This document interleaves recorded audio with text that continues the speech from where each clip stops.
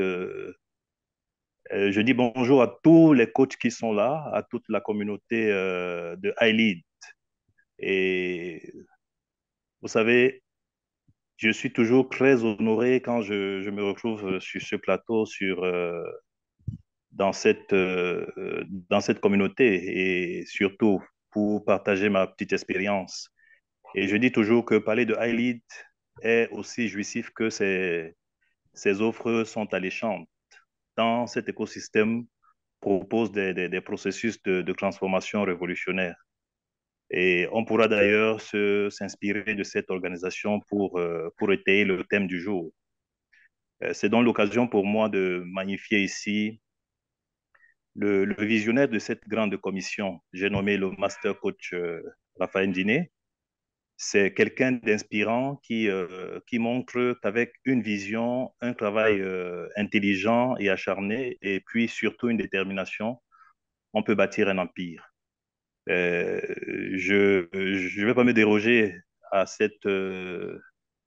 à cet exercice pour faire également une fleur à toute l'équipe qui déploie énergie, talent, valeur pour assurer un meilleur accompagnement pour l'atteinte des objectifs de tous et de chacun. Donc, je suis honoré aussi par ta présence. Quand je dis ta présence, je suis Bantou, j'aimerais qu'on se sente beaucoup plus proches les uns les autres, surtout que le sujet aujourd'hui, c'est un sujet qui nous intéresse au premier niveau, c'est-à-dire que nous allons parler de la clientèle. Et une clientèle, c'est celle où il faut suffisamment de proximité. Donc, je vais plus fonctionner par tutoiement pour parler à une personne, pour parler à un cœur, parce que j'aimerais parler à chacun de façon particulière.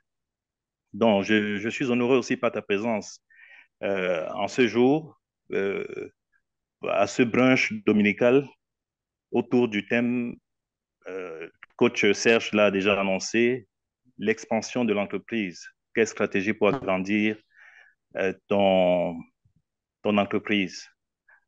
Alors, avant d'entrer dans le vif du sujet, j'aimerais quand même dire un mot sur le leadership et l'entrepreneuriat. Je ne, nous savons tous que l'entrepreneuriat recouvre les activités qui concourent à la formation et à la croissance de la croissance d'une entreprise, dont la conséquence première est la création de la valeur ajoutée. Mais on ne saurait parler d'entrepreneuriat sans parler de leadership. Pourquoi? Parce que, un, tout, bien ou mal, dépend du leadership. Deuxièmement, tout entrepreneur doit être un bon leader, sinon il deviendrait un dealer. Et c'est malheureusement le cas dans nos sociétés respectives. Troisièmement, le leadership est la capacité de définir clairement une vision pour les entreprises et de motiver les gens à la réalisation, euh, à les réaliser. Donc, les véritables leaders ont une bonne connaissance de soi, une passion pour leur travail, l'esprit ouvert. Et vous allez comprendre davantage parce que l'une des choses pour accroître son entreprise, c'est qu'il faut que nous ayons l'esprit ouvert. L'esprit ouvert est une capacité d'adapter leur style de gestion à leur équipe. Donc, en fait, ici, on doit œuvrer pour plus de leaders et moins de managers. Donc, euh, j'ai vu tout à l'heure qu'il y a beaucoup, nous sommes une communauté qui est assez forte et des gens qui sont des États-Unis, qui sont partout au Kenya et tout le reste. Et ce n'est que par l'entrepreneuriat que nous allons vraiment sortir de l'ornière. Et Dieu merci, on a commencé déjà. Chacun de nous essaye d'apporter sa pierre à l'édifice. Et c'est et je vais revenir, je vais dire bonjour aux gens euh, il y a notre frère Norbert qui est là-bas en RDC, Mbote Nayo, euh, Mbote Ndekonangai. ndeko Joseph, mbote ndeko Joseph. Ndengenini. Malamu kaka yo ndeko koyoka yo esali ngai esengo. OK.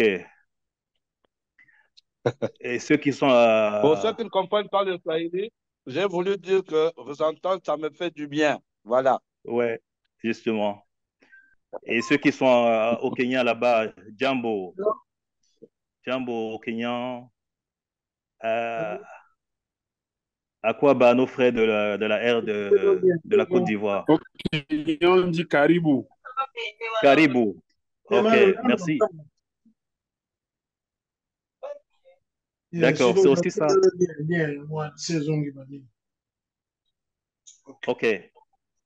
Alors, nous allons parler de l'expansion. Nous allons donc parler de l'expansion de l'entreprise. Et pour parler de l'expansion de l'entreprise, il faut que nous comprenions déjà ce que c'est que l'expansion. L'expansion d'une entreprise, c'est l'étape à laquelle une entreprise connaît une croissance. C'est le moment où l'entreprise recherche de nouvelles façons d'augmenter ses profits.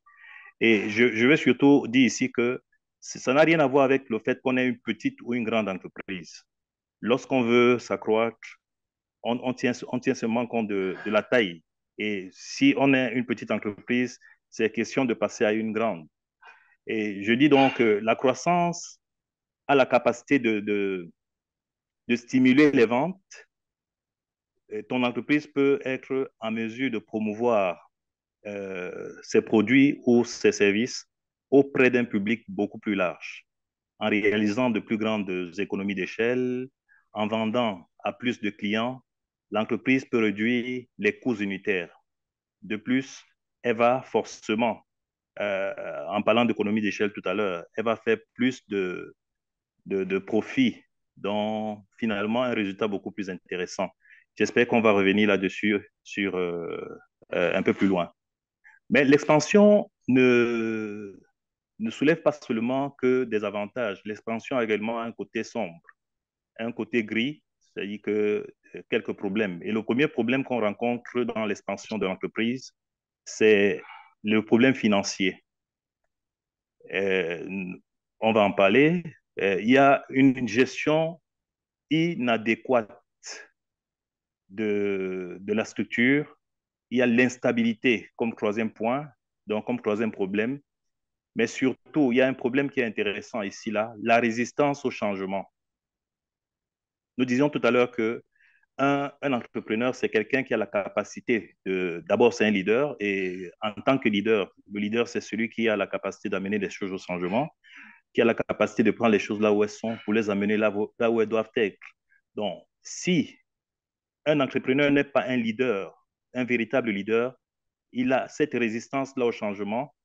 Et je vais m'appuyer ici sur un cas très illustratif.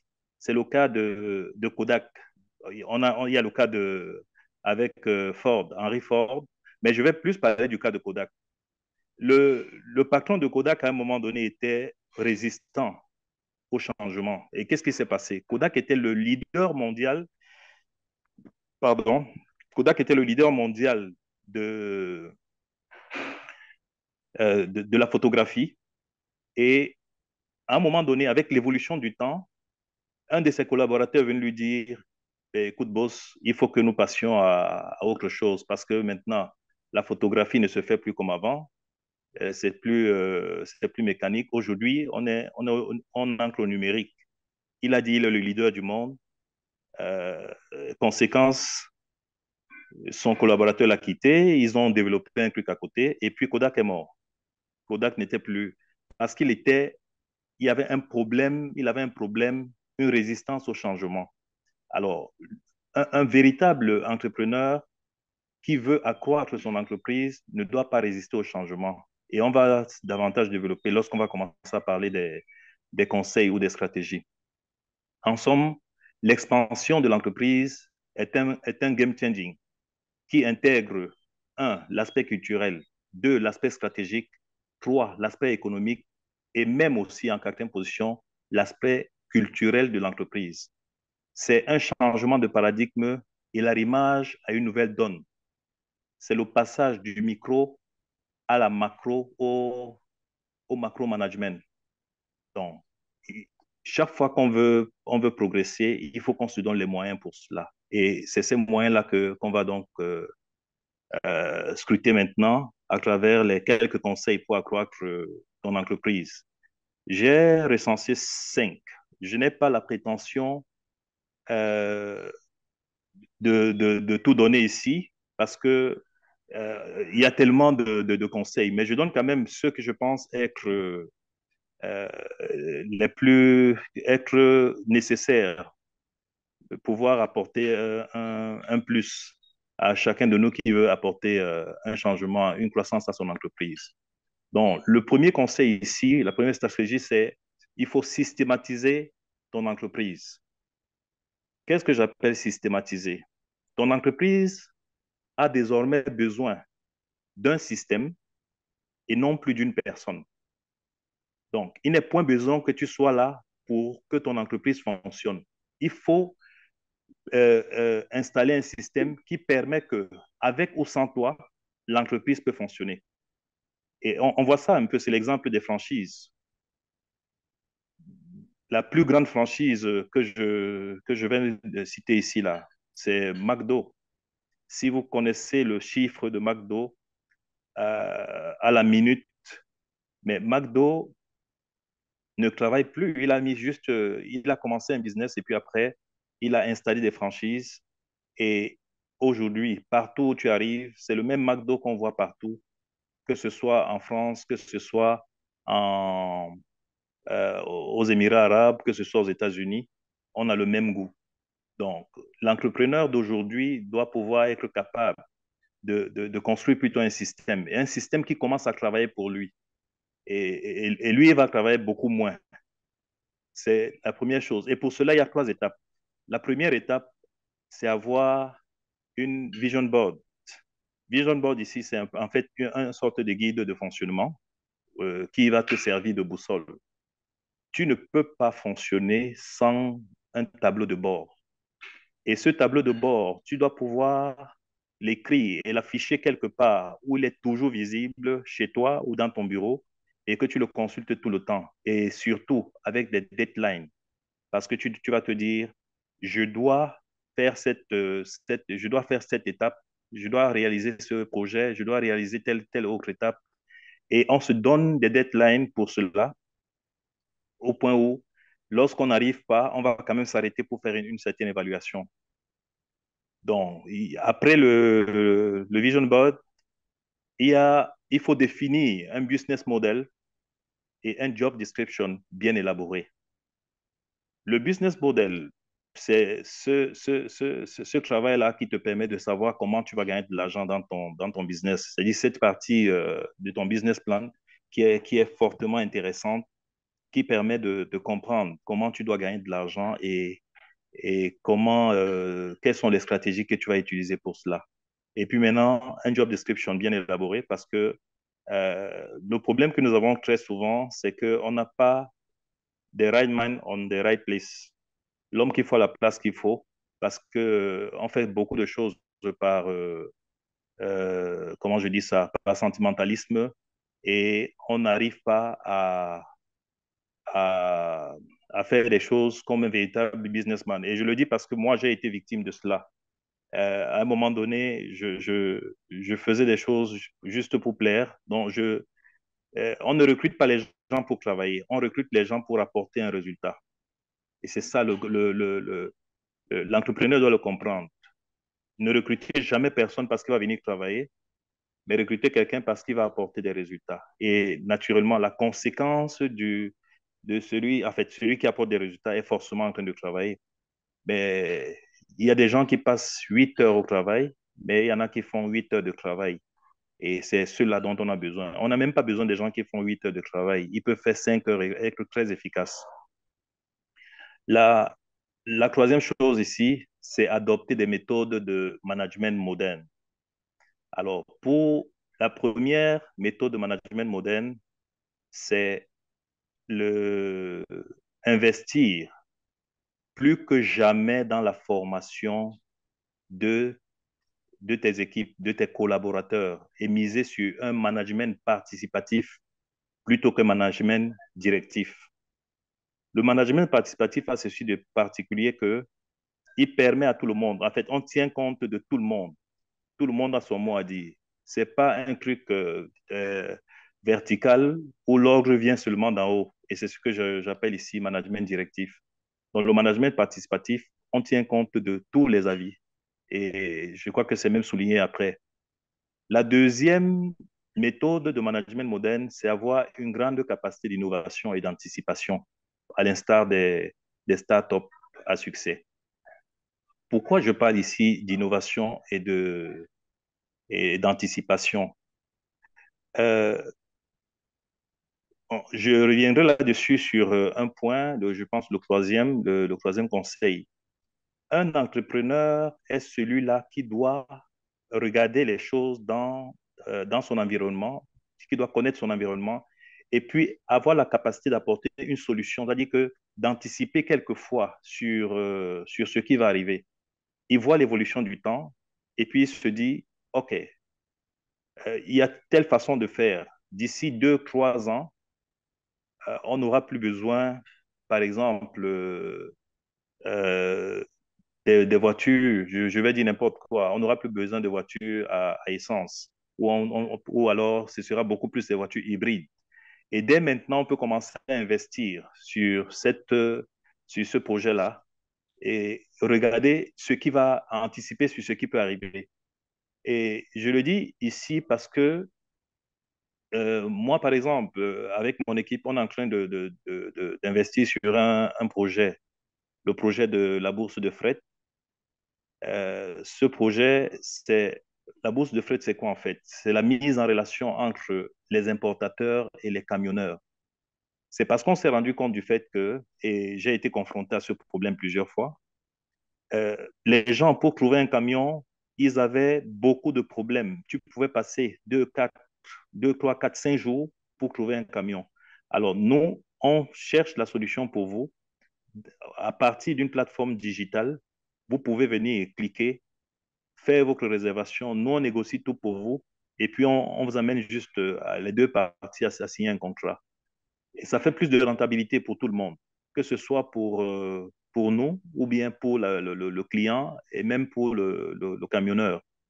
Donc, nous sommes donc en train d'anticiper. Je pourrais revenir là-dessus plus tard.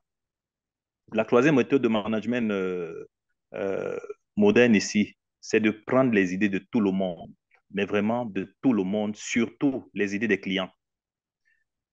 Et on va parler davantage pour le client, parce que le client est le nerf même de l'entreprise. C'est le client qui fait l'entreprise, c'est pas l'entrepreneur. Donc, il faut prendre les idées de tout le monde, mais surtout les idées des clients, parce que c'est le client que nous voulons satisfaire. C'est lui qui est notre joker. C'est lui qui nous intéresse. Et sans client, notre entreprise n'a pas de raison d'être. Donc, et il ne faut pas seulement tenir compte des cadres dirigeants ou bien des managers, parce qu'on se dit, bon, c'est eux qui sont à la tête de l'entreprise. Mais vous savez, quelquefois, un cadre, bien que étant dans l'entreprise, étant présent dans l'entreprise depuis la création ou bien depuis longtemps, il n'a pas forcément une vision client en adéquation avec la réalité du marché et des évolutions. Donc, et quelquefois, celui qui a la réalité, c'est même pas le chef de bureau, ça peut être quelqu'un qu'on néglige très souvent parce que lui, il est en contact, ça peut être même le commercial, parce qu'il est en contact avec le marché et il sait, il va vous dire ce qu'il y a. Maintenant, c'est là peut-être que les managers peuvent entrer en jeu pour commencer à les analyses et puis proposer des stratégies. Alors, après avoir dit cela, nous allons parler ici maintenant. Je dis le deuxième conseil pour accroître ton entreprise, c'est investir dans l'amélioration de ta relation client. Et, et je pense que c'est le point le plus important. Il faut placer le client au centre de tes préoccupations. Il y a une étude de la Harvard Business School qui nous renseigne qu'une augmentation de 5% du taux de fidélité peut augmenter ton profit de 25 à 95%. Une augmentation de 5% de taux de fidélité de ta clientèle. peut augmenter tes revenus à 25 à 95%. Ça, c'est une étude de la Harvard Business School. Mais pourtant, il nous a aussi démontré dans cette étude, dans une autre étude, que les entreprises perdent 10% de leur clientèle chaque année. C'est-à-dire que 10%, chaque entreprise perd 10% de sa clientèle chaque année. Et on peut être étonné de se poser la question, mais comment, si on perd 10% de la clientèle et qu'on a seulement gagné 5%, on a plus de résultats. Donc, justement parce que, on en parlera tout à l'heure, il y a une force. Lorsqu'on a gagné un client, et chaque client est en mesure de faire gagner plusieurs.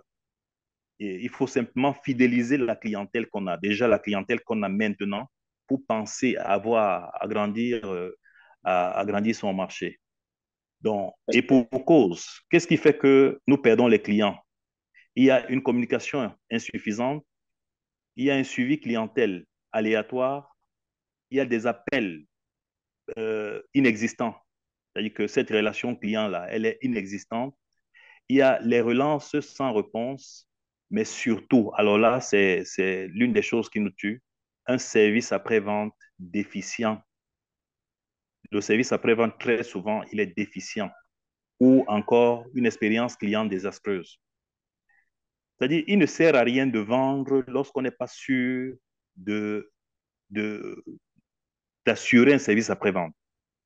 Et les clients sont tellement exigeants. Si tu as 1000 clients, tu as 1000 comportements à gérer tous les jours. Et c'est pour ça que tu dois être un homme qui se contient suffisamment. Tu dois être un leader qui a une grande capacité de contenir ses émotions et ses énergies.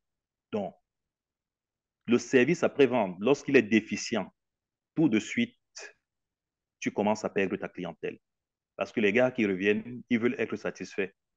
Il est même quelquefois que tu n'as pas la solution, mais l'accueil, la qualité de l'accueil, cette relation que tu as avec ton client permet que le client se sent considéré et puis il ne tient même plus compte de la réclamation. Donc, c'est des choses que nous mettons souvent de côté. Et malheureusement, sous d'autres cieux, je vais dire, heureusement, sous d'autres cieux, les gens, ils ont compris ça. Et même ici, quand quelqu'un a compris, dans nos pays en Afrique, quand quelqu'un a compris le bien fondé de valoriser, pardon, de valoriser sa clientèle, il fait, il a plus de succès. Donc, il y a donc ce service après-vente déficient et puis il y a une expérience client désastreuse. Alors, une relation client de qualité est pourtant un avantage concurrentiel. Lorsque tu gères bien tes clients, même tes concurrents peuvent, ils tremblent. Et c'est aussi le moteur principal de la croissance pour les champions. Et ici, là, je vais vous étonner. Pourtant, on va parler des choses, on va parler du numérique, de digital. Mais le téléphone arabe, dans la recommandation, le bouche à oreille, qui fait que tes clients vendent à tes clients, demeure la meilleure publicité qu'on puisse avoir. Mais pour que le client vende à tes clients, il ne vend pas parce qu'il prend euh, tes marchandises. Il vend simplement parce que toi, tu l'as bien traité et lui il va recommander tes produits aux autres. C'est lui qui commence à faire ta publicité que tu ne payes même pas. Il dit non, écoute, Serge, je te dis, il y a il y a telle boutique là-bas ou bien il y a telle entreprise qui gère très bien ses clients, qui fait ceci, c'est les meilleurs. Et chacun, par curiosité, parce qu'on aime tout ce qui est bien fait, et puis les gens aiment aussi ce qui est nouveau, ils vont tout de suite et de fil à aiguille, ça va s'embraser. Donc, le téléphone arabe est encore très efficace parce que les clients se mettent à faire le travail à notre place sans qu'ils ne soient payés. Mais il faut qu'ils soient déjà considérés. Euh, la deuxième chose ici pour investir dans l'amélioration de ta relation client, c'est d'aligner l'expérience client avec le marché. Alors, ici, qu'est-ce que je veux dire? Au-delà de la qualité des produits de ton entreprise, que ton entreprise propose, c'est la manière dont le client est traité qui fera la différence. Et j'ai envie de te dire que il y a les clients qui, quand on appelle un client par son nom, il se sent estimé, il sent qu'il est dans la maison. C'est-à-dire, lorsqu'un client entre et que tu l'appelles par son nom, ou même au téléphone, on sait que c'est lui. Tout de suite, on gagne son cœur. Parce que il y a l'aspect psychologique dans la vente et c'est même ça qui compte le plus. Donc, il y a cette manière de traiter le client qui fait toute la différence. Les entreprises telles que Amazon, Alibaba, Spotify ou Uber, je parle beaucoup plus de celles-là parce que nous les connaissons toutes. Je ne vais pas parler d'une entreprise camerounaise, peut-être parce que mon frère, euh, le coach Norbert, peut-être ne se retrouvera pas. Mais je parle des entreprises que nous connaissons tous. Amazon, Alibaba, Spotify, Uber, ont prouvé que placer le client au centre des décisions afin qu'il vive une expérience inoubliable est une des clés de la réussite et le moteur de leur croissance. Se focaliser sur le client, anticiper sur ses attentes. Il faut anticiper sur les attentes du client. Qu'est-ce que j'appelle ici anticiper sur les attentes du client? Imagine que tu as une épicerie et tu as remarqué que ton client, toutes les 2 semaines, vient acheter une boîte de lait. Mais il y a une possibilité maintenant de commencer à lui livrer ça à la maison parce qu'on sait qu'il est. Et puis, quand le gars sait qu'on peut venir me livrer à la maison, alors qu'il cherchait comment le faire, peut-être il a un temps de pluie ou bien il est tellement occupé. 2 semaines après, là, lorsqu'on ne l'a pas vu, on peut le relancer d'une manière ou d'une autre. Et on anticipe sur ses besoins. J'ai pris un cas, hein, il y a plusieurs cas comme cela. On anticipe sur les attentes du client et on le transforme en véritable ambassadeur de la marque que nous vendons. Donc, euh, c'est là les trois dont j'ai dit, se focaliser sur le client, anticiper sur ses attentes et le transformer en ambassadeur sont là les trois enjeux majeurs de notre quotidien, du quotidien d'un bon entrepreneur, surtout un entrepreneur qui veut euh, la croissance de son entreprise. Aujourd'hui, les consommateurs sont de plus en plus, ils sont plus que jamais à la recherche de la personnalisation. Ils veulent se sentir écoutés, choyés, avoir l'impression qu'on s'adresse à eux directement. Et, et je vous assure, faites cette expérience-là. D'abord, nous sommes tous comme cela. Lorsqu'on nous traite mal, on veut tout de suite partir. Permettez que je nous raconte une histoire. Je suis parti une fois à un... euh, nous sommes partis à un snack une fois et on devait nous servir. Et pendant qu'on est là, on appelle la serveuse qui était là et elle nous répond carrément qu'elle mange. C'est-à-dire que c'était terrible. Elle dit qu'elle mange, elle n'a pas mangé depuis le matin et elle est sérieuse quand elle le dit. Mais j'ai jamais vu une telle bêtise.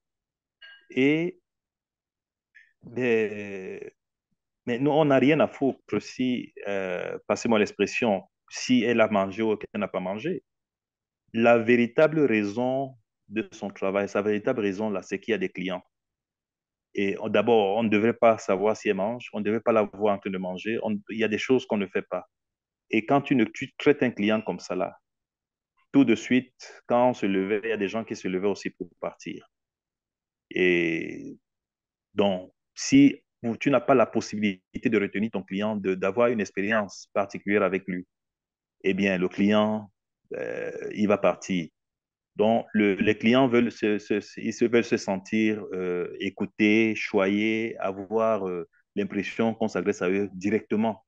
Donc, Et la question que je te pose, est-ce que tu le fais avec ta clientèle? Alors, ton entreprise doit donc s'adapter au changement des habitudes d'achat et des clients. Le troisième conseil que j'ai à donner, c'est développer ton business en adoptant une stratégie digitale. Alors, le digital aujourd'hui est incontournable, mes chers frères et sœurs. C'est incontournable. Le digital est devenu une évidence. Il n'y a plus de choix. Je disais tout à l'heure, c'est pour ça que j'ai dit, on peut être étonné. Je disais tout à l'heure que le téléphone arabe est la méthode la plus efficace, mais je vous assure que le digital est incontournable. D'ailleurs, lorsque ton client est rentré et qu'il a fait le téléphone arabe auprès de ses connaissances, mais chacun devra utiliser le digital pour faire connaître le produit ou alors pour partager. Et là, tu as recruté là. Hein?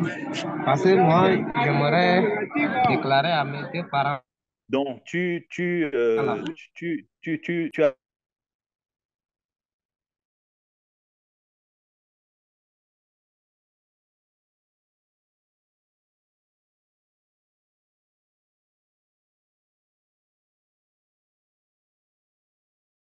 Coach Bertrand, vous êtes muté. Démutez-vous, s'il vous plaît. Vous êtes muté.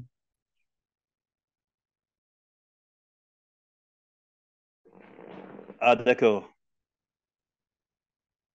OK, je disais que le, le digital aujourd'hui, il est incontournable et on n'a plus de choix. Donc aujourd'hui, mais il faut savoir une chose, hein. Cependant, il faut faire la différence entre animer une page Facebook et puis avoir un véritable contenu ou avoir déployer une véritable stratégie digitale. Parce qu'il y a des gens qui pensent que comme ils ont une page Facebook, ils peuvent animer une page Facebook, c'est suffisant. Non, le digital, c'est tout autre chose. Et quand on parle de digital ici, il faut, euh, euh, il faut recruter les experts. Et c'est pour ça qu'il y a des gens, par exemple, le community management, qui font ce travail.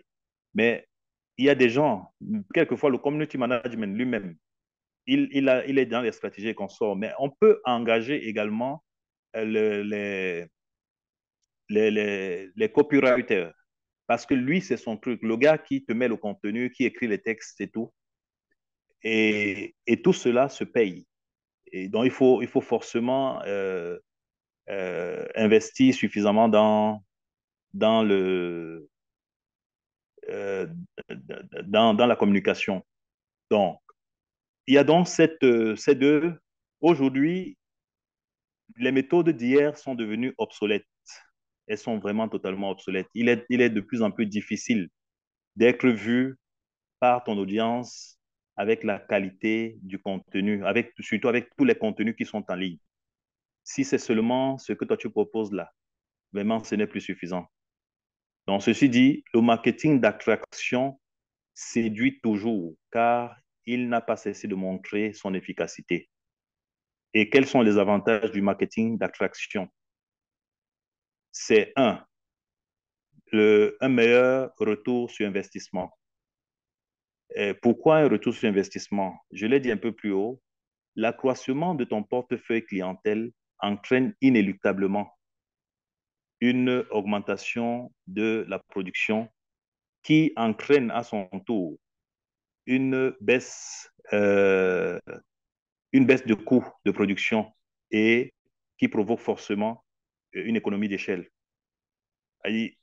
Je vendais peut-être 1000 produits par mois à un coût élevé, mais comme j'ai plus de clientèle, je peux vendre maintenant, je vais vendre 5000, 6000 produits à un coût plus bas. Mais je sais que c'est dans l'économie d'échelle que je fais mon chiffre. Je n'ai pas plus besoin de vendre trop cher, mais j'ai besoin d'avoir la masse qui me permet d'accroître mon chiffre d'affaires. La deuxième chose, c'est la réduction du coût d'acquisition client. Là, tu crées toi-même ta machine à générer des prospects qui sont qualifiés et, et puis qui peuvent, parce que chaque prospect, c'est-à-dire qu'il faut passer de prospect à devis, de devis à la commande, donc à l'achat. Donc, on doit faire des choses telles que le prospect ne devient plus simplement un prospect, mais il devient un véritable, un véritable cheval de course, un cheval de base sur lequel on peut miser. Donc, on ne le prend plus comme... on doit le traiter aussi comme un client parce qu'il en a besoin. Il a besoin de cela. Et, et ici, ça implique forcément qu'on mette ensemble le marketing euh, offline et online parce que les deux sont nécessaires pour vendre davantage et apporter la solution que tout le monde attend. Et il y a surtout une chose il faut savoir. Certains n'ont peut-être pas encore entendu parler du smarketing. Smarketing.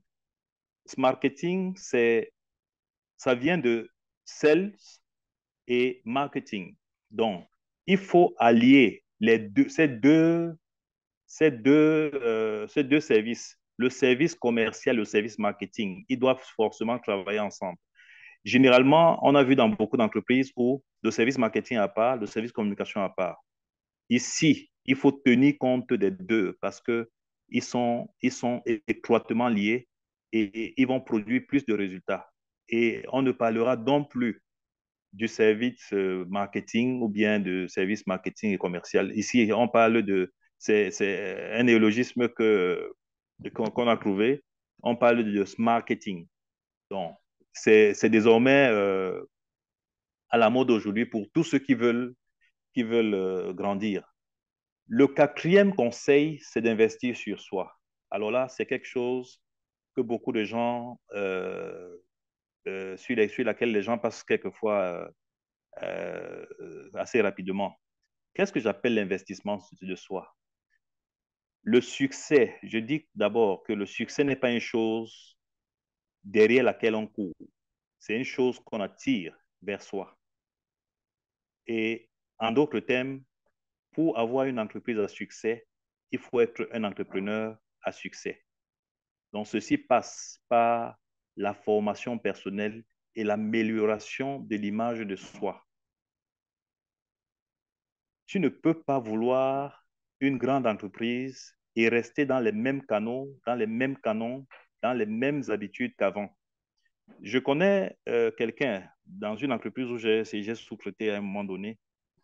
Lorsqu'il devait gagner, il avait un marché, il avait le marché à Orange Cameroun de 700 millions, non, 1 milliard de l'année. Et il avait un marché aux brasseries de 700 millions. Mais pour avoir son marché aux brasseries, c'est son oncle qui devait l'introduire. Et le monsieur venait, il est venu voir son oncle avec une Carina E. Et son oncle lui dit que, mais attends, toi tu viens postuler pour des choses sérieuses et tu me ramènes une voiture comme celle-là. C'est pas dit, en fait, c'est pas encourager les gens à faire du bling-bling, mais je veux dire que l'investir sur soi est important. Et son oncle lui a dit, pour que tu sois sérieux et parce qu'en fait, le jour où tu vas présenter ton projet, tu vas le défendre devant une commission, il faut bien que tu donnes une bonne impression. Donc, va te débrouiller et puis tu reviens et tu verras. Et le gars allait se débrouiller. Et il a eu une Mercedes, il a changé sa façon de se présenter. On n'est pas obligé d'être en costume forcément. On peut s'habiller en tenues africaines qui sont d'ailleurs des tenues qui sont très belles. On peut avoir une belle chemise, mais savoir agencer les couleurs et tout le reste. Donc, il faut investir sur soi. Le gars est revenu, il a eu ce marché et il a travaillé avec les brasseries pendant longtemps et il gagnait beaucoup d'argent. Pourtant, c'est quelqu'un qui avait qui ne faisait pas un chiffre d'affaires de 200 millions toute l'année avec toutes ses entreprises. Mais les brasseries seules lui donnaient 700 millions parce qu'il a investi sur lui-même. Et l'accroissement de l'entreprise tient compte de tout cela. Mais elle tient également compte d'une autre chose. Toi, entrepreneur, tu dois sortir de ta zone de confort. Et j'aime souvent à dire que nous sommes très inconfortables dans notre zone de confort. Ce qui permet à l'entrepreneur de sortir de sa zone de confort, c'est qu'il faut qu'il commence à, à voir les choses en dehors de la boîte. L'entrepreneur ne peut pas être figé, il ne peut pas être resté là à ne pas voir à continuer à voir les choses comme tout le monde. Non. Mais, regardez, je vais convoquer ici une chose. La nature. La nature nous a montré que Dieu a tout créé. Il a créé, par exemple, il a créé les arbres et Dieu a créé les hommes. Mais pour faire la chaise, pour faire le reste, c'est pas Dieu qui vient faire. Mais c'est parce que tu es là et que tu sais que tu veux maintenant. Tu as l'intelligence nécessaire pour faire la chaise. Ça, c'est un. Deux, euh, j'entretenais des jeunes une fois et je suis parti avec un noyau d'avocat. Et je leur ai demandé, quand je leur montre le noyau d'avocat, qu'est-ce que je tiens entre mes mains? Ils me disent le noyau d'avocat. Et je leur demande, qu'est-ce que vous voyez? Qu'est-ce que vous voyez? Ils se regardent et ils me disent le noyau d'avocat. Je dis non, ça, il y a un problème. On ne peut plus continuer à avoir le noyau d'avocat. Il faut commencer à avoir un avocatier. Et c'est justement les entrepreneurs d'un certain niveau qui vont commencer à avoir un avocatier. Mais un entrepreneur à succès, un entrepreneur du futur va commencer à avoir un verger d'avocatier parce que chaque avocat est un avocatier. Donc, il faut commencer, il faut changer sa façon de percevoir les choses. Il faut changer sa façon de voir les choses en se disant que chaque problème dans notre société est une opportunité d'affaires. Et ce n'est que comme ça que tu peux commencer à grandir. L'accroissement de ton entreprise ne va pas tenir compte de tout ce que tout le monde voit, mais ce que toi, tu vois et que tu es amené à faire. Il est inconcevable que nous ayons des terres et c'est ce à quoi les entrepreneurs doivent, par exemple, commencer à réfléchir. On a des terres en Afrique, on a 60% de terres arabes et nous continuons à importer. Mais écoutez, si on parle, par exemple, d'import-substitution, par exemple au Cameroun, dans certains pays, ça veut dire que les entrepreneurs que nous sommes, on doit pouvoir anticiper. On ne peut pas parler d'import-substitution. Ça veut simplement dire que nous pouvons commencer à produire sur place. Mais qu'est-ce que nous allons produire? Regardons ce qu'on importe le plus. Je vais vous choquer un peu. Est-ce que vous savez qu'on importe le champignon au Cameroun chaque année pour minimum 25 milliards? L'importation du champignon au Cameroun. Et ça, c'est choquant. C'est vraiment choquant de savoir qu'on importe le champignon au Cameroun pour 25 milliards. Mais que faisons-nous? Est-ce qu'on ne peut pas travailler dans ce pan du marché? Eh bien, je reviendrai là-dessus tout à l'heure, tout de suite, parce que nous sommes dans un projet pareil. Le dernier conseil, c'est le cinquième conseil, le dernier, c'est le financement. Euh, Même si l'argent n'intervient pas en première ligne, euh, il reste néanmoins le nerf de la guerre. La question qui reste à se poser, c'est comment financer cette extension, comment financer cette, cette, cette expansion. Il y a quelques pistes qui s'offrent à nous et que je vais partager ici. La première piste, c'est la croissance organique. Qu'est-ce que j'appelle croissance organique? C'est réinvestir ses revenus, donc grandir avec ses propres profits.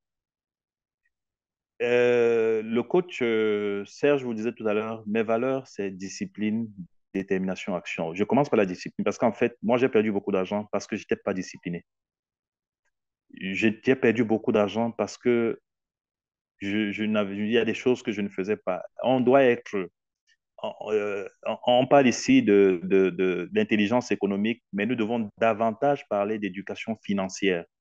Et l'éducation financière nous permet de perdre de moins en moins d'argent, de savoir gérer ce que nous avons, de savoir, par exemple, d'appliquer la méthode 50-30-20 qui nous permet de savoir ce qu'on peut utiliser et de savoir serrer la ceinture, pour parler trivialement. Donc, on peut réinvestir ses revenus avec ses propres profits. Donc, il y a un sacrifice à faire, il y a une discipline financière à faire forcément. La deuxième chose, c'est l'apport des tiers. L'apport des tiers ici, ça peut être le partenariat ou la fusion.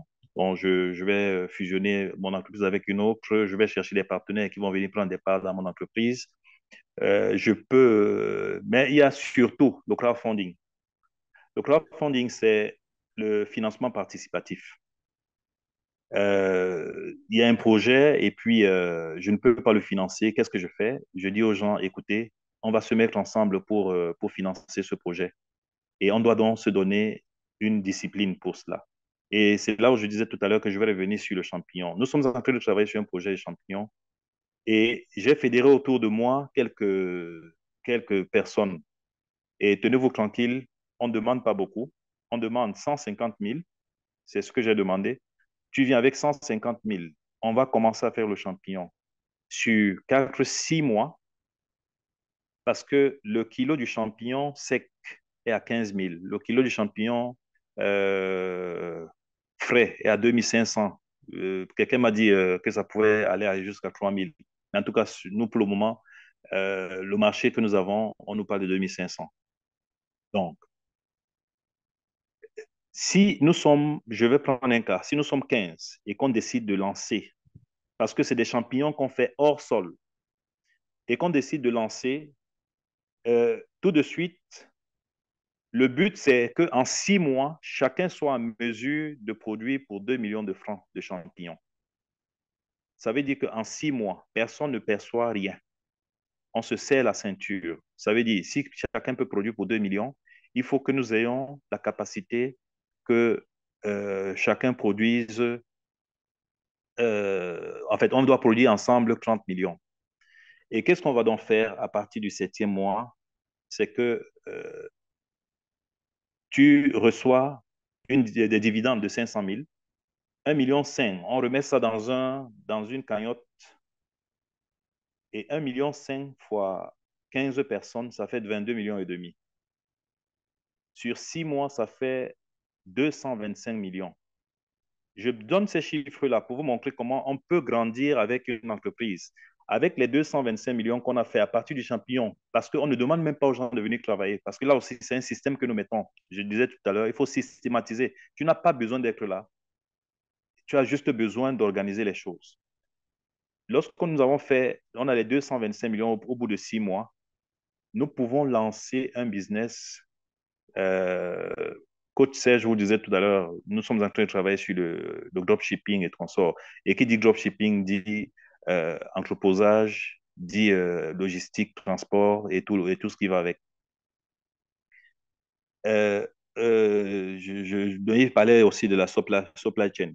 Donc, euh, avec 225 millions, nous pouvons avoir un entrepôt de 150 à 160, 150, 160 millions, mais un entrepôt de 5 000 mètres carrés. Et un entrepôt de 5 000 mètres carrés, je suis en train, je vais vous choquer un peu. Il y a des entrepôts qui peuvent vous rapporter par jour minimum 12 millions. Minimum. Chaque jour, ça peut vous rapporter cela. Et vous regardez donc que vous êtes parti des champignons qui sont négligeables, mais parce que vous avez dit, vous allez faire ce qu'on appelle le crowdfunding. Chacun a apporté simplement 150 000 et il commence à gagner dès le 7e mois 500. Et vous avez, au bout d'1 an, vous pouvez déjà avoir un entrepôt quelque part. Le port de Kribi en a besoin, par exemple. Euh, et avec tout cela, on peut avoir le maximum. On a donc un entrepôt qui commence à produire de l'argent. Qu'est-ce qu'on ne peut pas faire? Nous pouvons nous-mêmes financer des opérations de dropshipping. On peut financer l'achat d'une flotte de camions qui va permettre de transporter des marchandises. Parce que j'ai envie de vous dire qu'actuellement, au port de Douala, c'est 350 camions qui entrent par jour. Au port de Kribi, c'est 200 camions. Mais d'ici la fin d'année, c'est 500 camions. Vous devez donc comprendre le flux en termes de marchandises qui est là-bas. Donc, il faut qu'on regarde ces choses et qu'on anticipe un peu. Donc, je parlais ici du crowdfunding pour montrer qu'on peut faire des appels des tiers et puis apporter une solution. La troisième piste qui s'offre ici, c'est l'acquisition des parts dans d'autres structures. Et on ne va pas acquérir des parts dans une autre structure n'importe comment. Il faut faire ce qu'on appelle une due diligence avant toute prise de décision. La due diligence, c'est la vérification. Tu dois vérifier, est-ce que celui avec qui, celui-là, cette entreprise-là, est-ce qu'elle n'a pas de problème? Est-ce qu'elle ne va pas tomber en banqueroute dans 6 mois? Est-ce que les gens, ceux qui sont là actuellement sont fiables? Est-ce qu'ils sont recommandables? il faut toujours faire une due diligence avant de foncer. Parce que on peut arriver dans une entreprise, on investit, 6 mois après, on vous dit que tout est fini. Donc, euh, Deux il y minutes, a... coach. Oui, oui, oui, justement, je suis à la fin. Je suis à la fin. Merci. Donc, il y a l'acquisition des parts dans d'autres structures qui nécessitent forcément une due diligence. Donc, nous allons retenir en définitive que l'entrepreneuriat est un ensemble de valeurs qui prennent en compte l'épanouissement de l'homme, l'amélioration des conditions de vie de notre communauté pour une société d'excellence. Par ailleurs, il y a 3 modes de croissance pour se développer. Il y a la croissance interne, on investit dans l'entreprise. Il y a la croissance externe, on rachète des entreprises ou des parts. Et puis, il y a la croissance contractuelle, c'est-à-dire qu'on passe des alliances avec des partenaires. C'est ce qu'on appelle une alliance stratégique. Donc, c'est le petit exposé que je peux faire là sur ce sujet. J'espère que nous allons davantage échanger dans